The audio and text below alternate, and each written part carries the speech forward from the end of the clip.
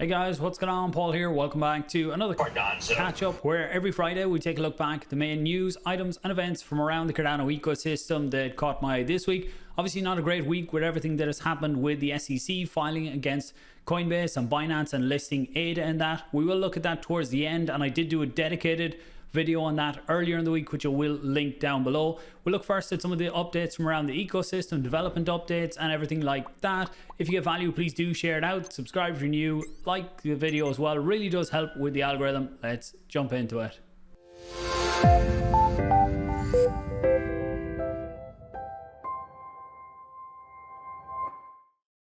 We'll kick it off by taking a look at the TVL for Cardano over on defilama. You can see we've dropped under $160 million worth of TVL this week, and that is mainly due to everything that's happened with the SEC having a big impact on the ADA price, with it being down just under 15% for the last 7 days. Also, we've seen a big sell-off in meme coins even just before the SEC announcements. So that meant that the overall TVL locked there, the meme coins that were locked on it were worth less. So that would have had an impact in terms of the dollar amount.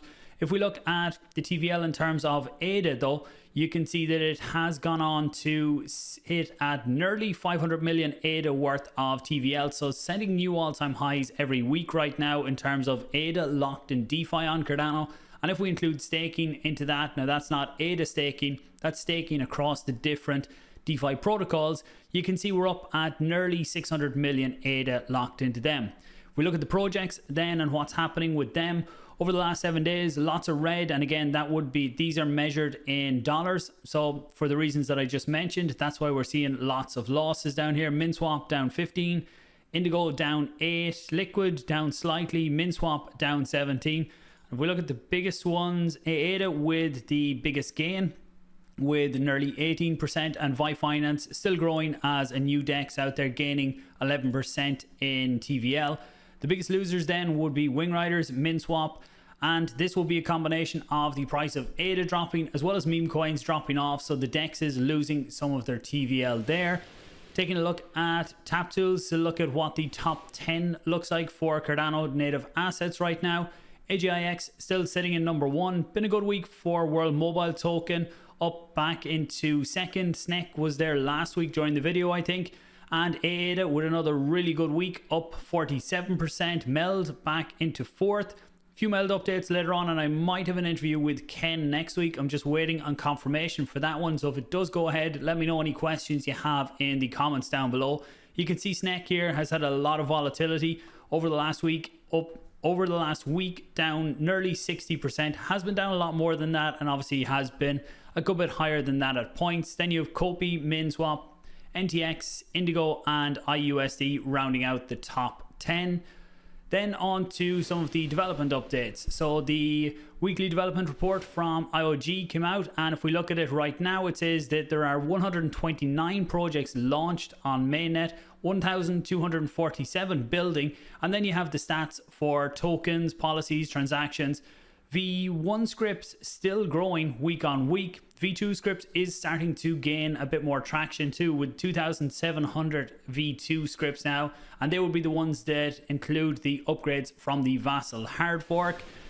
Then an update, Rick put out the notes from the Cardano SPO call that happened yesterday. So there is a new node version out now, and SPOs are encouraged to first off upgrade to 8.0.0 on mainnet. That's not the latest one. There is a newer one, 8.1.1, which we're encouraged to upgrade to on the preview testnet if anyone's running on the preview testnet, and to start running one relay in peer-to-peer, P2P, and then keep the other one running in manual or with topology updater. So this is the rollout of peer-to-peer.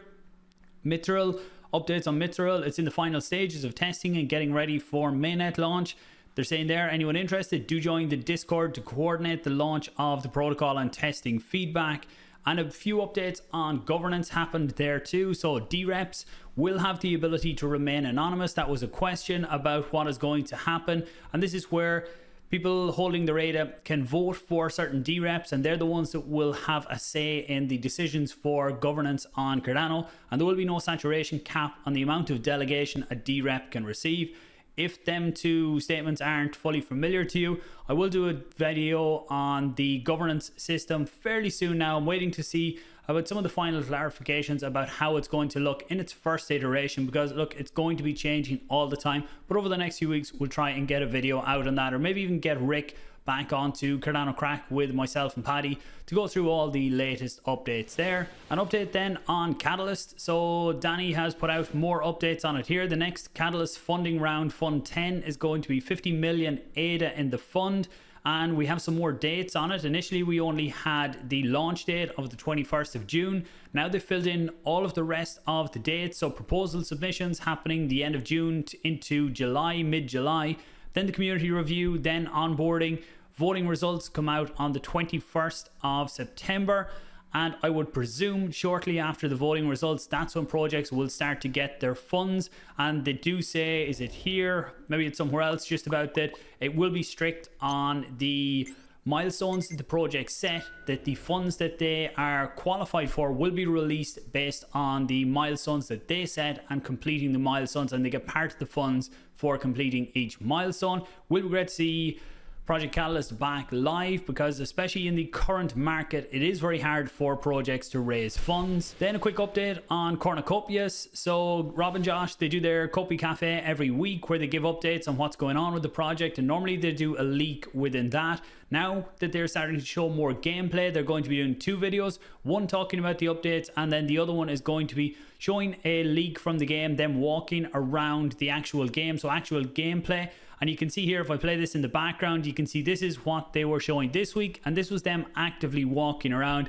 I was really impressed with how accurate the water is here. You can see even when the characters are moving in it, you see it moving around their legs.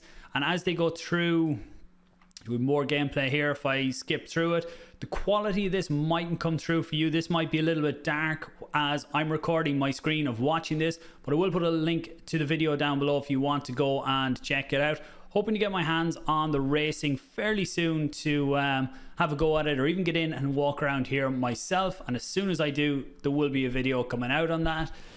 Next up, we have CNFT.io are going to be closing down. Those of you around the NFT space on Cardano from nearly the beginning will know that CNFT.io was the original NFT marketplace on Cardano.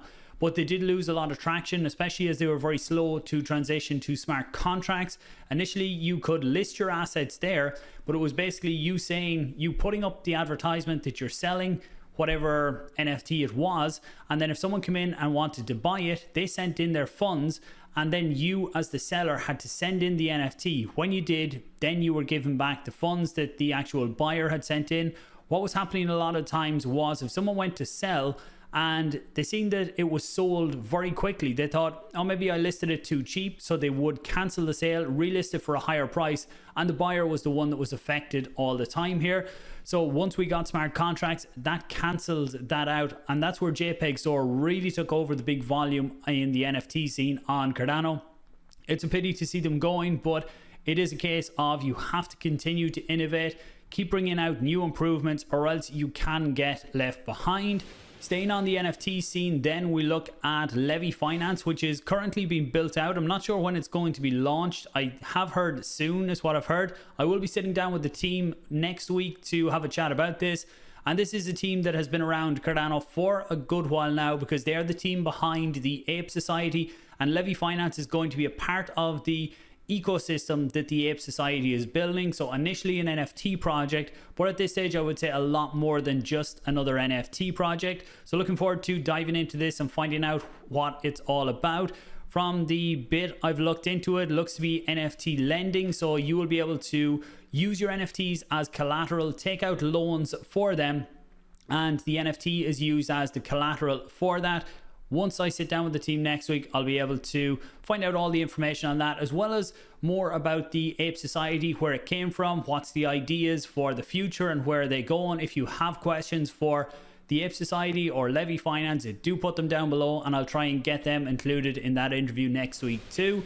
Then I put out this post here, and this is actually how the Ape Society interview came about. Was I put out a post looking for what projects are building on Cardano that don't get enough credit, and I think I might do a live stream next week, maybe Monday or Tuesday, going through this thread, going into the different projects, maybe just click into them as I'm live on the video, looking into them, seeing what they're all about.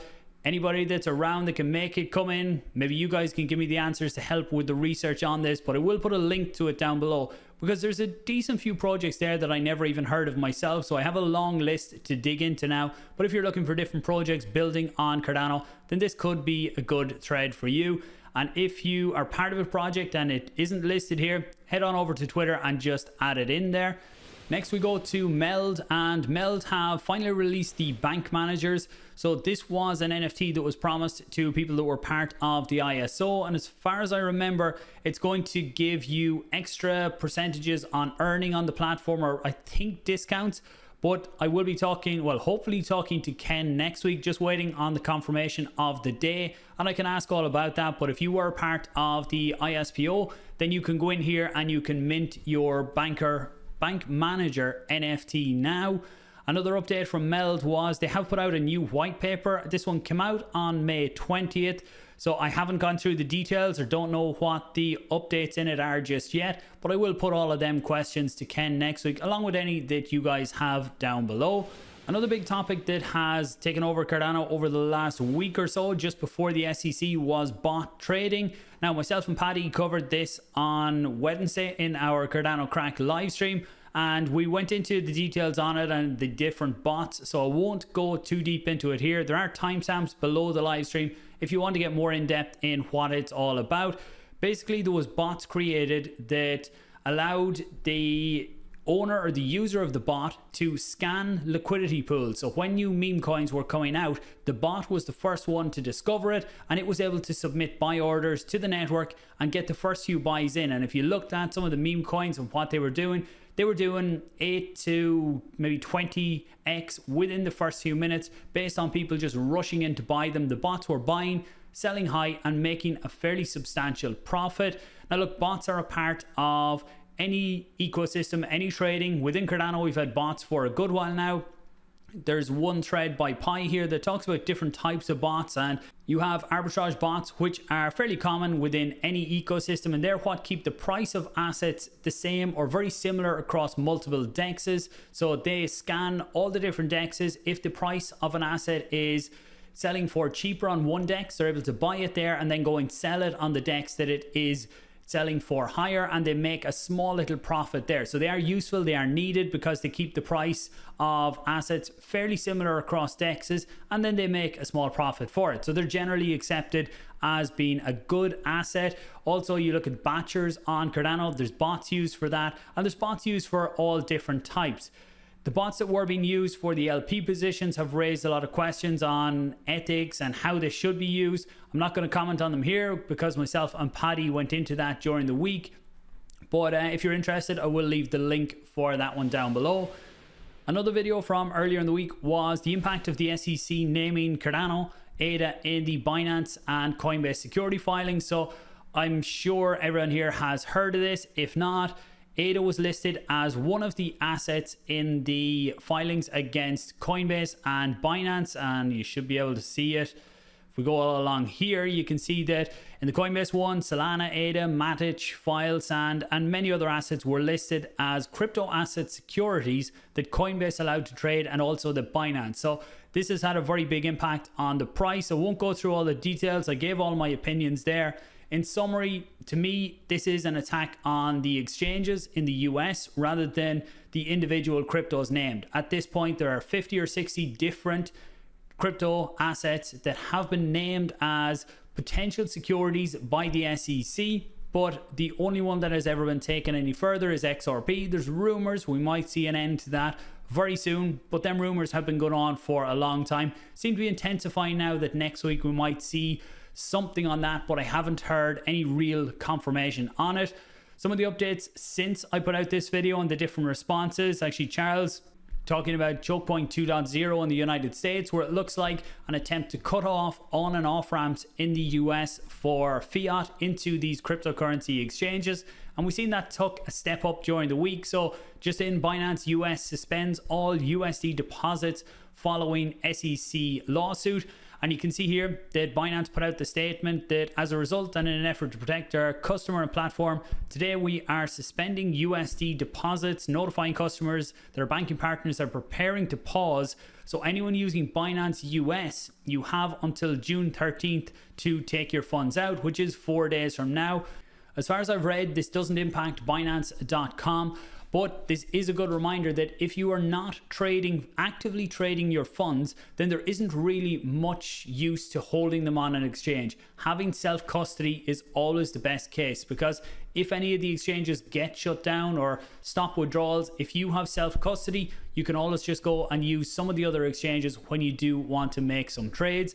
Another interesting turn this week was from the Binance lawyers talking about that Gary Gensler met with CZ back in 2019. He even had one of his students write a paper on Binance and he sent it on to CZ. He met him and then he offered his services as an advisor to Binance's parent company in 2019 to help them navigate regulation and everything that was there. Now, it's all alleged as far as I know at the minute. It is coming from the Binance lawyers, and they are looking to have him taken out of the court case so that he can't be a part of it because of a potential conflict there. Whether that happens or not, I don't know. Look, a lot of this comes down to the laws that are being interpreted here now were set out in 1946.